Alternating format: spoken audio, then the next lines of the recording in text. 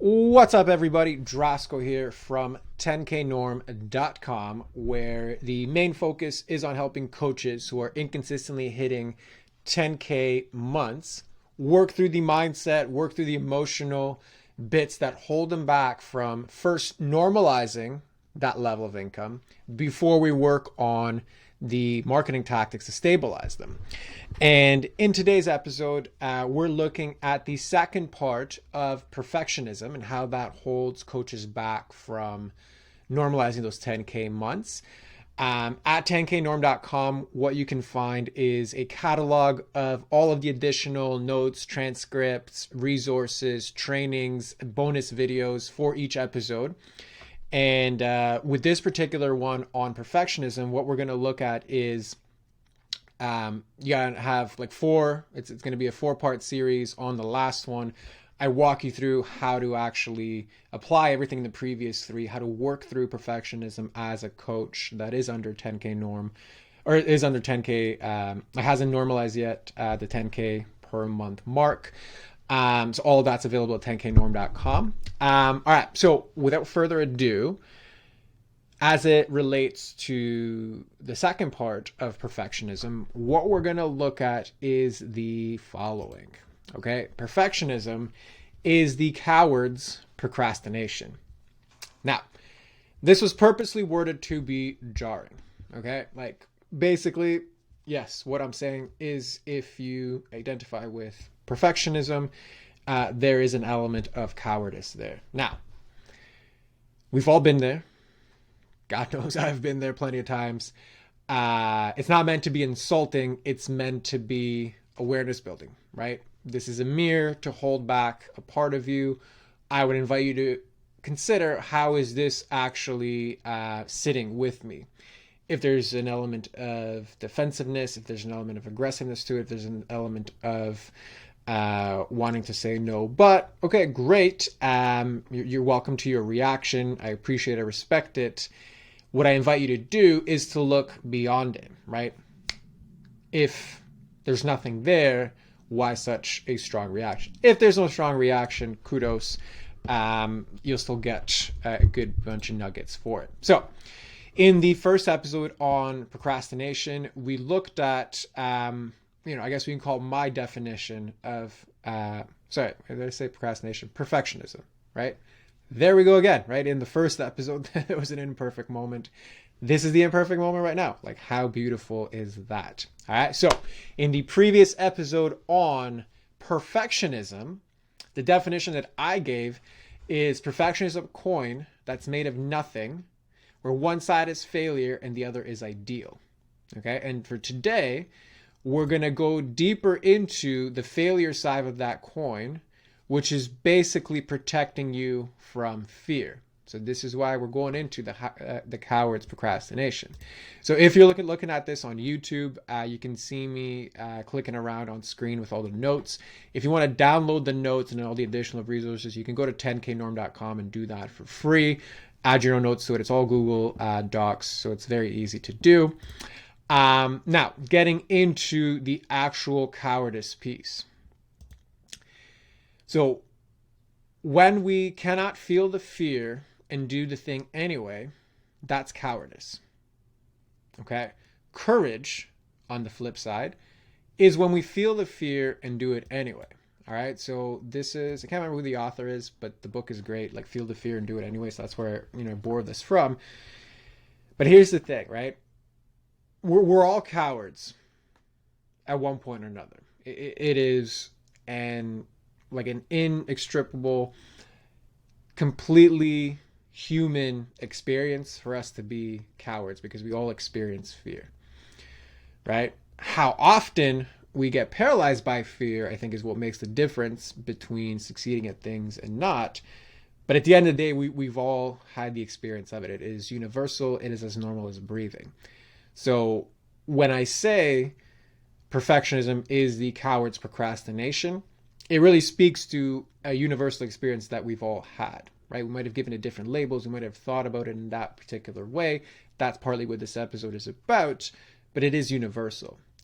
So when it comes to fear, it's important to remember before we move on that the antidote to fear, right, on a very macro level is love.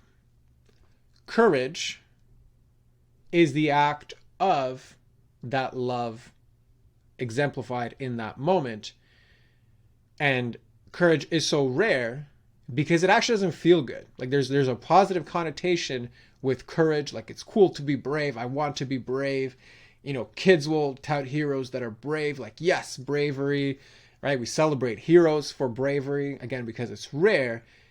But the ultimate point is like bravery and courage, like they feel like shit. Like they are not nice experiences, right? It's not like having chocolate. It's not pleasurable. The after effects maybe, right? Like there's that satisfaction of accomplishment, but that's after the thing has been done. In the moment of having to be courageous, it doesn't actually feel good.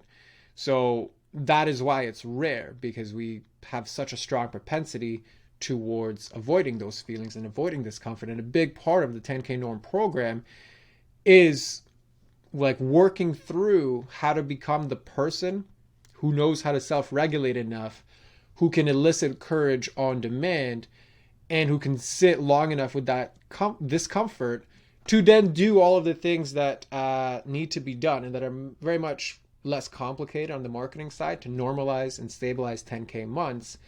So really all it comes down to is like working through the drama allows the easy math to happen as far as like actually making 10K months happen. All right. So going back to the whole normalizing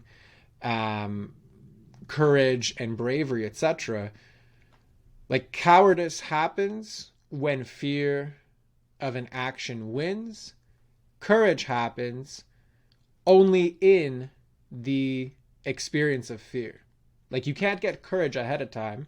You have to get and elicit courage in the moment of the fear hitting, right? We call that in the 10K Norm program the turbulence of resistance. There is a resistance. If you ever read The War of Art by Stephen Pressfield, he talks about the resistance that happen in any creative endeavor, and entrepreneurship included in that one. But really anytime we want to level up to anything, and if we're leveling up, we're having experiences outside of our comfort zone, it's going to be guaranteed that it hits. So cowardice is when we can't navigate and can't tolerate and can't handle the discomfort of resistance. Courage happens when we can go through the turbulence of resistance and get out the other end. All right. So those definitions are important because when it comes to perfectionism, it is the coward's procrastination. So let's break that down a little bit further, right? If you are waiting for the perfect thing, to know enough, to be ready, to do enough, to make sure everything's in a row, to release something perfect. And when I say release something perfect, in this instance, I'm talking about coaches releasing like marketing material. Okay, so if you're waiting, or, right, the flip side of the coin that we discussed in the first episode, right? So failure is one side of the coin, the flip side is ideal. So you're working towards that impossible ideal, you're exhausting yourself. Okay, you're doing all of these things towards and to be perfect. At the end of the day, they all keep you from feeling fear, right? So if you look at, okay, so cowardice is the inability to feel the fear and do the thing anyway. Procrastination is avoiding the thing and doing something else. So when it comes to perfectionism, we're avoiding the thing that's going to make us feel the fear, i.e., it's the cowardice or the coward's procrastination. Okay? And that can come in the form of both sides of the coin. It can come in the form of waiting to be ready, for the circumstances to be right, for me to know enough, to learn enough, to have permission, like whatever the form of waiting that it takes. And then the flip side is the exhausting aspect of going down and like working to the bone to release something that is ideal, both of them really just keep you from feeling fear. It's hard to feel fear when you're exhausted, and it's hard to feel fear when you're not doing the thing that produces the fear, right? Both are avoidances of that feeling, right? So you're either avoiding it by doing something else and never having started because you're a perfectionist, or you're dulling the fear with the stress and with frantically trying to control for all variables to deliver something. But both will keep you from both keep you from feeling the fear. So what are you feeling the fear of? What is it that you're afraid of? It is what we spoke about in the first video, which was perfectionism at the end of the day is a coin of nothing. Because either side of it, whatever side you flip, isn't going to give you the thing that you need, which is really that full sense of self, which is that full sense of your own worth, your full sense of who it is that you are, staying grounded in that regardless of what the outcome actually is. Okay? So let me say that again. All perfectionism really just comes down to, I don't want to feel things that are going to threaten my sense of self.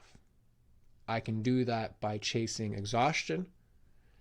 I can do that by waiting and avoiding.